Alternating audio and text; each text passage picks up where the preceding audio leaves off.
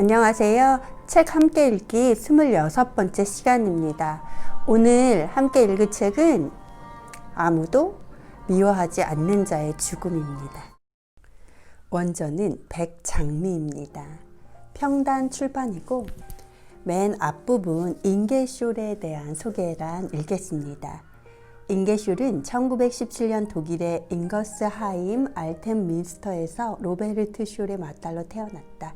아돌프 히틀러와 나치의 포갑 정치에 맞서 저항운동을 펼쳤던 대학생 저항단체 백장미단의 리더 한스 숄의 누나이자 조피 숄의 언니이다. 미넨대학교의 대학생들이 주축을 이룬 백장미단은 유대인들에 대한 나치의 집단 학살과 비인간적인 전쟁의 죄악상을 비판하는 전단을 만들어 배포하던 중 게슈타포에게 체포되어 미넨의 슈타델하임 형무소로 이송되었고 국민재판소에서 사형 선고를 받고 단두대형에 처해졌다. 국가반역죄를 지은 자들의 가족이라는 이유로 잉게숄과 막내 동생 베르너 숄 그리고 부모 또한 체포되어 옥고를 치렀으나 전쟁 후 자유의 몸이 되었다. 소설가, 교육가, 문화운동가의 삶을 살았던 잉게숄은 1946년부터 1978년까지 독일의 울룸 시민대학의 교육을 지도하였고 1953년엔 남편 오틀 아이허와 막스 빌과 함께 울룸 디자인 대학을 설립하였다. 잉게숄은 20세기 후반의 인생을 평화운동에 바쳤던 소설가이다. 1998년 8월 암으로 세상을 떠나기 전까지 잉게숄은 백장미단에 관한 수많은 책을 썼다. 그중 실명소설 백장미는 대표적 작품으로 손꼽힌다. 백장미는 실명소설입니다. 한스 숄의 누나 잉게숄이 지금 소개한 바와 같이 썼는데요. 히틀러 치하의 독일에서 반자유적 법들이 전부 다 정당화됐던 그때 조용한 혁명을 일으킨 청년들이 있었습니다. 저는 이 책을 읽으면서 굉장히 가슴이 뛰었습니다.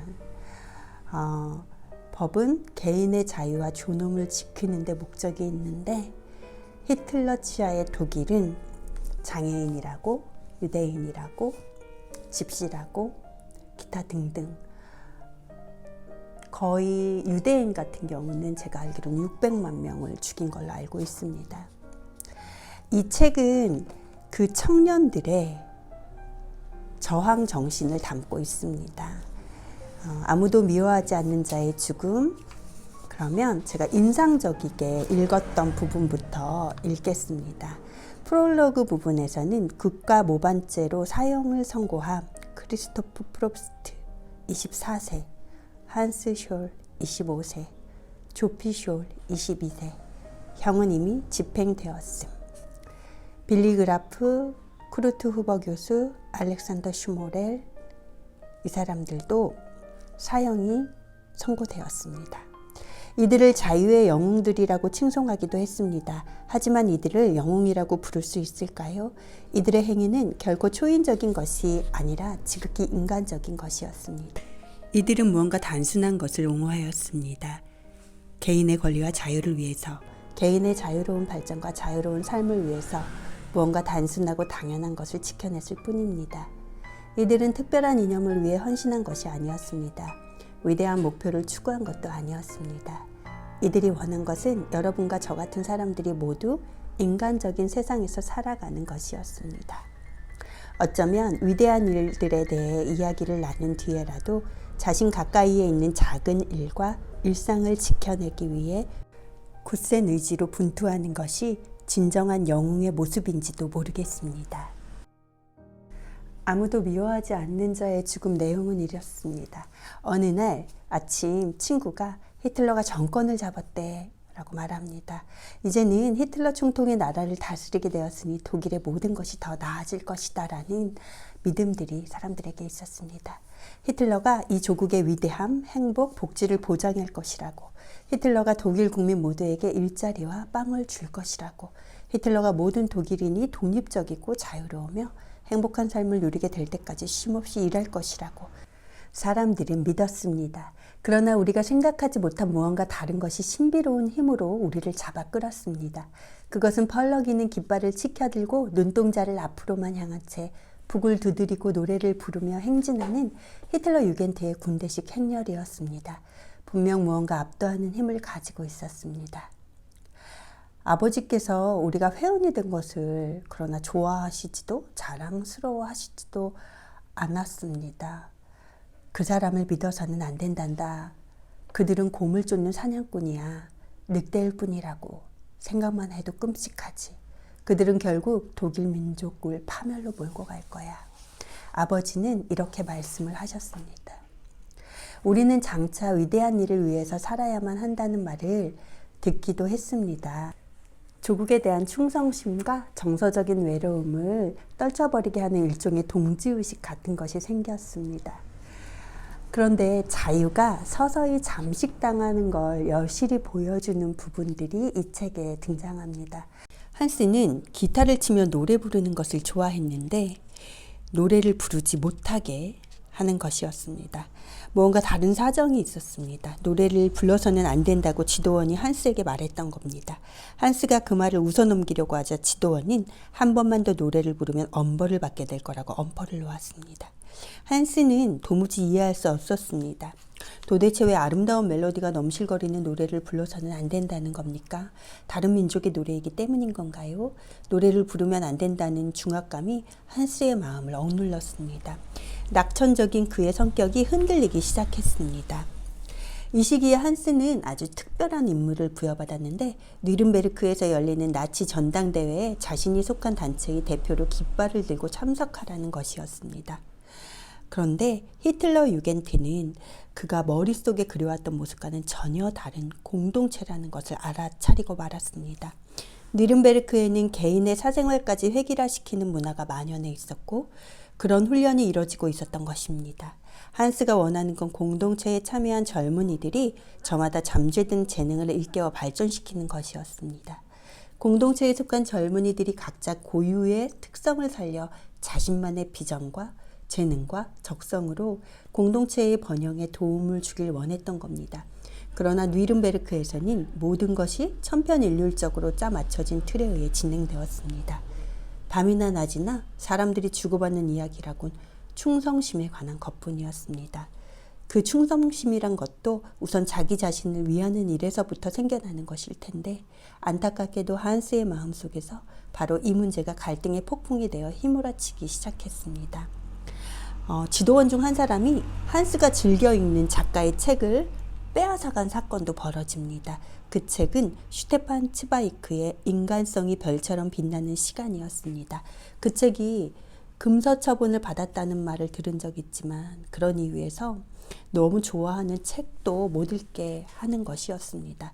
또한 깃발까지도 정부가 관여하는 것을 한스는 느꼈습니다. 너희에게 그런 특별한 깃발이 허용되지 않아.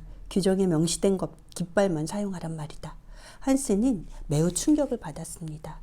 언제부터 이렇게 되었단 말입니까?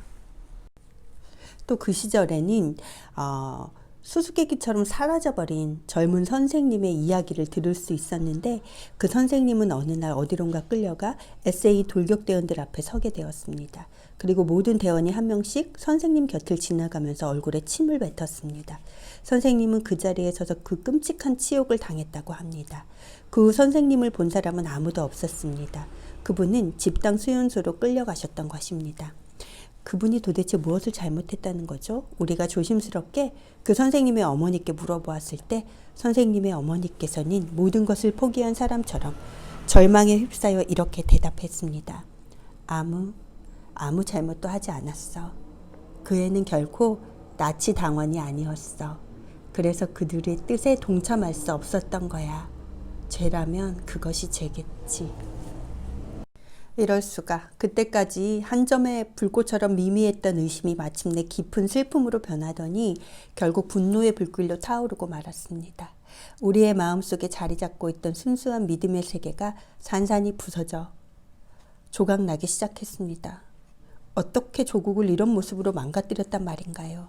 자유도 거짓, 번영의 삶도 거짓, 조국에서 살아가는 모든 사람의 발전과 행복도 거짓이었습니다. 독일이라는 나라의 문에 빗장을 걸어 모든 것을 거대한 감옥에 가둬놓듯 봉쇄해버린 것입니다. 아버지, 집단 수용소는 어떤 곳인가요? 이것은 전쟁이란다. 너무나도 평화롭게 살아오던 같은 민족끼리 벌이는 전쟁이지. 무기를 손에 들지 않은 한 사람 한 사람을 대적하는 전쟁이며 자기 자녀들의 행복과 자유를 말살하는 전쟁이라고. 끔찍하게 무서운 범죄이고 말고. 그런데 총통도 집단 수용소에 대해 알고 있긴 하는 걸까요? 총통의 가장 가까운 친구들이 수용소를 세웠다는구나.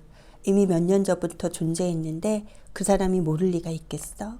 몰랐다면, 그래서 뒤늦게 알게 되었다면 어째서 즉각 그것을 없앴는데 자신의 권력을 사용하지 않는 걸까? 게다가 수용소에서 풀려난 사람들이 그곳에서 겪은 일들을 조금이라도 얘기하면 어째서 가장 가혹한 형벌을 받게 되는 걸까? 어떻게 우리 민족 안에서 이런 정부가 나올 수 있었던 거죠? 우리의 질문에 아버지는 이렇게 말씀하셨다. 어느 경우든 궁핍하기 짝이 없는 고통의 시절로 거슬러 올라가기 마련이란다. 우리가 어떤 시대를 살아왔는지 뒤돌아보렴. 먼저 전쟁이 일어났고 전쟁이 끝난 후엔 여러 어려움이 한꺼번에 밀려들어왔지. 그리고는 인플레이션과 엄청난 빈곤에 이어 대량 실업 사태가 터졌지. 본래 인간은 이 세상에 벌거숭이로 내던져진 존재인 까닭에 자신의 미래가 암울한 장벽처럼 막혀있다고 생각하면 미래에 대한 약속에 귀가 솔깃해지기 마련이란다. 그런 약속을 떠버리는 사람이 과연 믿을 만한 사람인지 생각조차 하지 않고 말이다. 그러나 히틀러는 실업 사태를 해결하겠다는 약속을 지키긴 했잖아요. 물론 그 점에 대해서는 아무도 반박할 수 없겠지. 하지만 그가 사용한 방법은 분명 잘못된 거란다. 히틀러는 전쟁 산업을 추진했으니까 말이다. 그 사업이 어떻게 끝날지 너희는 알고 있니? 그는 대량 실업 사태를 해결하기 위해 전쟁이 아닌 평화 산업을 일으키려고 노력했어야만 했다고. 독재자의 나라에서 실업 문제를 해결하는 건 아주 쉬운 일이지. 그렇다고는 해도 우리는 배불리 먹기만 하면 만족해야 하는 그런 짐승이 아니지 않니? 물질적으로 보장받는다고 해서 반드시 행복한 것은 아니란다. 우리 한 사람 한 사람은 각자 자유로운 견해와 굳은 신념을 가진 인간이라고. 이런 가치를 외면하는 정부는 국민의 존경을 털끝만큼도 받을 수 없단다. 우리가 이 정부에 마땅히 요구해야 하는 첫 번째 과제는 국민 개개인이 갖고 있는 바로 이러한 견해와 신념을 보장받는 것이란다. 시대가 아무리 어렵다고 해도 나는 너희가 인생을 올바르고 자유롭게 살아가길 바랄 뿐이다. 이런 아버지의 영향 때문인지 한스 숄은 옳다고 여겨지는 일을 했고, 다른 사람들이 그냥 넘어가는 일에도 그냥 넘어가지 않는 그런 청년으로 자라게 됩니다. 한스와 막내 동생 베르너는 청소년회 단원이었는데 이 친구들의 작은 모임인 청소년회가 저에게는 이 책 중에서 가장 인상적이었습니다. 왜냐하면 청소년 활동 쪽 일을 했기 때문이기도 한데 이 이상적인 청소년회의 활동을 한번 읽어드리겠습니다. 청소년회는 해체된 청년동맹의 구성원들을 마지막으로 결집한 저항 조직이었습니다. 그래서 이미 오래전부터 독일 비밀경찰이 활동을 금지시켰지요. 청소년회는 청소년층 내부에서 자발적으로 결성되었기에 결속력이 강할 수밖에 없었습니다. 그럼에도 청소년회는 생명력을 오랫동안 유지할 수는 없었습니다.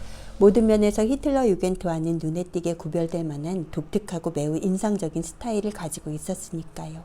청소년회의 구성원들은 자신들이 어떤 모양의 옷을 입어야 하는지 잘 알고 있었습니다. 어떤 노래를 불러야 하며 어떤 언어를 사용해야 하는지 역시 잘 알고 있었습니다. 이 청소년들에게 인생이란 가슴 벅찬 모험이며 매혹적인 미지의 세계로 들어가는 탐험이었습니다. 청소년회는 주말이 되면 여행을 떠났습니다. 독일 북부의 고지대에서 지독한 추위를 온몸으로 겪으며 걸레처럼 너덜너덜한 텐트 안에서 잠을 잤지요. 그들은 모닥불 주위에 둘러앉아 한 사람씩 돌아가면서 시를 낭송하거나 노래를 불렀고 기타, 벤조, 발랄라이카의 선율에 맞추어 합창하곤 했습니다. 그들은 세계 각 나라의 민요를 부르기도 하고 시를 짓기도 하였습니다. 때로는 장엄한 노래와 유쾌한 가요를 번갈아 작곡하기도 하였습니다. 그들은 그림을 그리고 사진을 찍고 글을 썼습니다. 그러는 가운데 아무도 흉내낼 수 없는 그들만의 훌륭한 여행사와 잡지들이 만들어졌습니다. 겨울이 돌아오면 한적한 알프스 산의 목장지대로 올라가서 스릴 넘치는 스키를 타기도 하고 새벽에는 펜싱을 즐기기도 했습니다. 그들의 손에는 책이 떠나는 날이 없었습니다. 책은 그들에게 내면 세계를 새로운 차원으로 넓혀주고 바깥 세상의 새로운 것들을 알려주는 매우 중요한 것이었습니다. 그들은 주로 릴케, 슈테판 게오르게, 노자, 헤르만 헤세의 작품집과 로마 시대의 영웅 이야기 같은 책들을 읽었습니다. 특히 청소년의 구성원들의 정신적 지주 역할을 했던 작가는 헤르만 헤세였습니다. 그 당시 헤세는 독일 당국의 탄압을 피해 외국으로 망명을 떠나 있어야만 했습니다. 청소년회 구성원들은 진지하고 말수가 적은 편이었습니다. 그러면서도 그들만의 유머를 잃지 않았고 위트와 풍자와 해악이 넘치는 말을 주고받았습니다. 그러나 이 가슴 벅찬 조직도 무너지고 마는데 독일 전체 체포령이 떨어지고 맙니다. 그래서 가슴이 공허했다고 책은 이야기합니다. 한스는 미넨대 의대에서 전공 분야를 탐구하기 시작했는데 그의 어깨를 짓누르는 짐은 억압과 증오와 거짓이 당연시된 나라에서 살아가야만 한다는 사실이었고, 자신의 견해를 솔직하게 털어놓는 사람은 가차없이 투옥되는 것을 눈으로 봐야 됐고, 한 가정의 어머니가 마음에 사무쳤던 울분을 터뜨리면서 전쟁을 비판하는 말을 입에 올리기가 무섭게 그 여인의 삶은 두 번 다시 기쁨을 누릴 수 없는 신세로 전락해버린 슬픈 일도 일어났습니다. 곳곳마다 숨어서 엿듣는 귀에 감시당하는 듯 했고, 1942년 봄 계속 발신인 표시 없이 복사된 편지들이 편지함에서 발견됩니다. 그 편지 내용은 언론 탄압을 하는 것들에 대한 그 사실을 알리는, 그러니까 정부의 정책을 비판하는 글들이었습니다. 그 복사본에는 이런 내용들이 있습니다. 그들은 우리를 두들기는 것도 모자라서 그들의 권력을 함부로 휘둘러 우리 민족을 개조하려고 합니다. 특히 이 민족 청년들의 올바른 의식을 바꿔놓고 청년들의 올곧은 태도를 교란하려고 합니다. 그들이 하는 일이라고는 사람을 감옥에 가두거나 나라 밖으로 방출하는 것뿐입니다. 그 당시 정신병원과 요양원의 만성 질환자들이 사라져서 죽음을 당했는데 그 사실도 이 내용에 들어 있습니다. 만성 질환자와 정신질환자의 죽음은 자연사가 아니라 의도적으로 생명을 앗아간 것이라는 의심을 지울 수 없습니다. 이 사건은 압제자들의 입장에서 보면 살아있을 만한 가치가 없는 사람들을 민족과 국가를 위해 제거해도 무방하다는 그들만의 논리에 따른 결과입니다. 그들의 논리는 죄 없는 사람들의 생명을 앗아가는 것을 정당화합니다. 일할 힘이 남아있지 않은 약자들, 불구자들, 불치병자들과 노약자들을 폭력으로 살해한다고 해도 아무런 문제가 없다는 것인데 정말로 온몸이 섬뜩해지는 이론입니다. 한스는 한참 동안 인쇄물을 곰곰이 들여다보며 이 생각 저 생각에 잠기더니 결국 이렇게 말합니다. 진실을 말할 용기를 가진 사람이 마침내 나타나고야 말았군. 복사기를 구해야겠어. 이 모든 일에도 한스에게는 쉽게 꺼지지 않는 삶에 대한 애착이 있었습니다. 친구 알렉산더 슈모렐과 한스가 그래서 함께 이 활동을 전개하게 됩니다. 슈릭이라고 불려지는데 슈릭은 이 세계를 날마다 새롭게 처음 겪는 것처럼 환상에 가득 찬 눈길로 바라보았습니다. 세계를 읽어가는 그의 눈길은 아름답고 독창적이며 위트와 호기심으로 넘쳐 흘렀습니다. 이렇게 말하고 있고, 나치에 맞서는 백장미 조직의 저항 행위들은 슈릭과 한스의 연합에서 시작되었다는 것을 나는 확신하게 되었고 지금도 그 확신은 변함없습니다. 라고 잉게쇼리 적고 있습니다. 그리고 또 한 명, 한스와 알렉스, 즉 슈릭을 통해 다른 친구 한 명을 사귀게 되는데 그 사람이 바로 크리스토프 프롭스트입니다. 이 사람과도 내면적 친밀감이 생겨서, 왜냐하면 둘 다 창조하는 일을 사랑하고 감동받은 글과 철학적 사상이 같다는 것은 두 사람의 내면적 친밀감을 말해주는 것이기 때문이라고 얘기를 하는데, 그 크리스토프는 별들이 어떻게 움직이는지를 잘 알고 있었고 그의 고향인 바이엘은 산악지대의 광석과 식물에 대해서도 많은 지식을 갖고 있었고, 한스와 그를 가장 강력하게 결속시킨 것은 사물과 사람과 역사의 이면에 존재하는 절대적 유일신에 대한 탐구 정신이었다고 쓰고 있습니다. 그리고 또 한 명, 백장미의 그 대학생 동반자 한 명이 빌리 그라프입니다. 그는 무엇인가를 말하고자 할 때 그 문제에 대해 스스로 확신을 얻기 전에는 단 한마디도 하지 않겠다는 결심을 한 것만 같은 그런 과묵하고도 훤칠한 청년이었다고 여기서 얘기하고 있고, 환상과 유머와 인생의 기쁨이 맑은 공기처럼 그들의 막힌 가슴을 탁 트이게 해주었다고 표현을 하고 있습니다. 또 한 명의 여성 조피 숄에 관한 얘기인데, 조피 숄은 한스 숄의 동생입니다. 참을 수 없을 만큼 그녀를 괴롭힌 것은 획일적인 일상생활이었다. 쉽게 꺾이지 않는 깊은 저항정신 속에 접목된 조피의 신념이 없었더라면 견딜 수 없는 생활이었을 것이다. 기만과 증오와 억압의 토대 위에 세워진 한 국가에 동의하는 뜻으로 단 한 번이라도 호의적인 손길을 내민다면 그것은 그녀 스스로 절대 용납할 수 없는 속물적인 행동일 것이다. 나는 너희가 자유롭고 올곧은 인생을 살아가길 바란다는 아버지께서 그 입버릇처럼 말씀하신 그 내용 때문인지도 모르겠다고 얘기하고 있고, 낯선 세계 속에 고립된 그녀를 지켜준 두 가지 버팀목이 있었는데, 그 한 가지는 그녀의 육체를 강인하게 단련하려는 욕구, 결코 동의할 수 없는 환경에 맞서 자신을 지켜내려는 욕구와 다른 하나는 성 아우구스티누스의 사상이었습니다.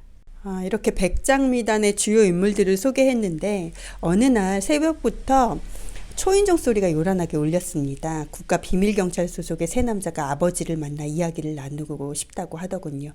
그들은 아버지와 꽤 길게 얘기를 나누더니 곧 집안을 샅샅이 뒤지기 시작했고, 아버지를 어디론가 데리고 가는 그런 사건이 있습니다. 그날 한스와 조피는 우리가 가진 힘이 이 정도밖에 안 되는가 하는 생각에 망연자실했다고 합니다.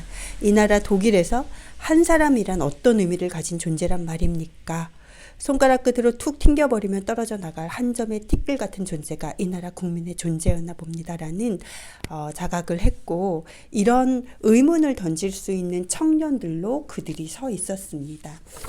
그들의 자각은 이런 것이었습니다. 이런 상황에서 우리가 의학을 배운다는 것은 무의미한 일이 아닐까? 우리는 무엇을 기다리고 있는 걸까? 전쟁이 끝나는 날이 오면 모든 국민이 우리를 손가락질하며 비난하진 않을까? 우리가 그런 엉터리 정부에 전혀 저항하지 않고 그럭저럭 살아왔다고 말이야. 이런 대화를 주고받으면서부터 저항이란 단어가 화제가 되었습니다. 처음 저항이란 말을 시작한 사람이 누구인지는 아무도 기억나지 않지만, 유럽의 모든 지역에서 히틀러의 독재와 더불어 시작된 억압과 공포와 궁핍을 거부하며 저항이 눈을 떴다는 것만큼은 분명한 사실이었습니다. 어느 날 나치를 비판하는 전단들이 사람들의 손에서 손으로 떠돌아다녔습니다. 대량으로 복사하여 퍼뜨린 전단이었습니다. 대학생들은 흥분을 가두지 못했습니다. 무언가를 해냈다는 승리감과 끓어오르는 열정, 역겨워하는 거부감과 치를 떠는 분노가 뒤섞여 불길처럼 번져가고 있었습니다. 조피도 그 소식을 듣고는 남몰래 환호성을 질렀습니다. 그렇습니다. 마침내 누군가가 가슴에 품은 뜻을 결행한 것이지요. 조피는 전단을 손에 꼭 쥐고 읽기 시작했습니다. 전단에는 백장미 전단이라는 제목이 쓰여 있었습니다. 백장미 전단은 총 4번 뿌려졌습니다. 그리고 한 가지 더, 독일 저항운동 선언문, 독일 저항운동의 선언문이라는 글이, 그래서 총 5번의 글이 백장미단에 의해 뿌려집니다. 그 내용은 이렇습니다. 한 나라의 국민으로서 무책임하고 어두운 총동에 빠진 통치자에게 아무런 저항도 하지 않고 무기력하게 지배당하는 것보다 더 굴욕적인 일은 없습니다. 전단을 한 줄 한 줄 읽어 내려가는 조피의 눈동자는 빛나고 있었습니다. 모두 누군가가 먼저 시작하기를 바라고 기다리기만 한다면 복수의 여신 네메시스의 사자들이 지체 없이 점점 더 가까이 다가오게 될 것입니다. 사륙에 만족할 줄 모르는 악마의 복수에 사로잡혀 마지막 한 사람까지도 허망하게 희생되고 말 것입니다. 그렇게 되지 않으려면 이 나라의 모든 개인이 기독교와 서양 문명의 구성원이라는 책임감을 갖고 최후의 일각까지 맞서 싸워야만 합니다. 인간성을 짓밟는 파시즘에 저항해야 합니다. 절대국가와 유사한 모든 조직에 저항해야만 합니다. 저항, 적극적인 저항이 필요합니다. 언제 어디서든 하나님을 부정하는 이 전쟁 기계 집단의 계속되는 망동을 막아야 합니다. 너무 늦기 전에 마지막 남은 도시들이 퀼른처럼 폐허의 잿더미가 되기 전에 이 민족의 마지막 남은 청년들마저도 비인간적인 한 인간의 망상으로 인해 피를 흘리며 죽어가기 전에 우리 모두 저항의 가치를 세워야 합니다. 잊지 마십시오.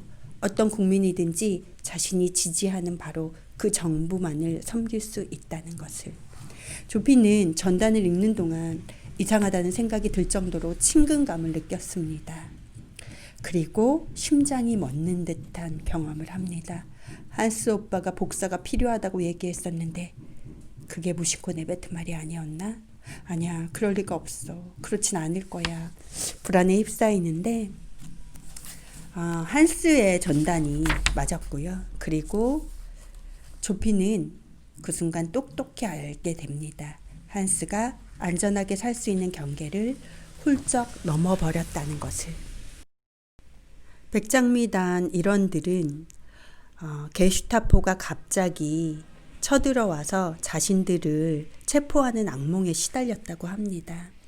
그리고 곧 그건 현실이 되는데 그들의 행동을 뚫어지게 지켜보는 두 개의 눈동자가 있었습니다. 주인의 심장에서 스스로 걸어나와 독재자의 자동 렌즈로 굳어져 버린 두 개의 눈동자. 그것은 학교 건물 관리인의 눈이었습니다. 대학교의 모든 출입문이 순식간에 닫혔습니다. 닫힌 문이 꿈쩍 않듯이 남매의 운명도 정해지고 말았습니다. 그들은 단두대에서 죽음을 맞습니다. 한스는 죽기 전 이렇게 말합니다. 저는 아무도 미워하지 않습니다. 이 모든 것은 저 스스로 선택한 것이니까요. 아버지가 한스를 안고 이렇게 말합니다. 너희는 역사의 일부분이 될 거야. 정의는 아직 살아있단다. 한스는 자신의 친구들에게 안부를 전해달라고 부탁했습니다. 마지막으로 그는 어느 소녀의 이름을 부르면서 눈물을 흘렸습니다. 그리고 조피도 이런 말을 합니다. 모든 것을 우리는 스스로 받아들인 거예요. 우리의 행동은 곳곳에 물결처럼 번져갈 거예요. 저항 정신을 가진 청년들이 쓰러졌습니다. 마지막으로 백장미 전단 첫 번째 국가관이 나오는데 그것을 읽겠습니다. 국가는 인간성이 갖는 목적이 실현될 수 있는 조건을 만들어준다는 의미에서만 중요할 뿐이다.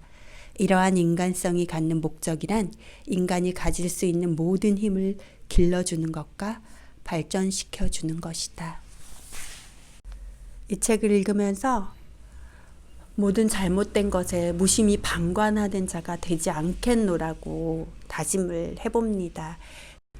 긴 시간 들어주셔서 감사합니다. 책 함께 읽기 26번째 시간 이것으로 마치겠습니다.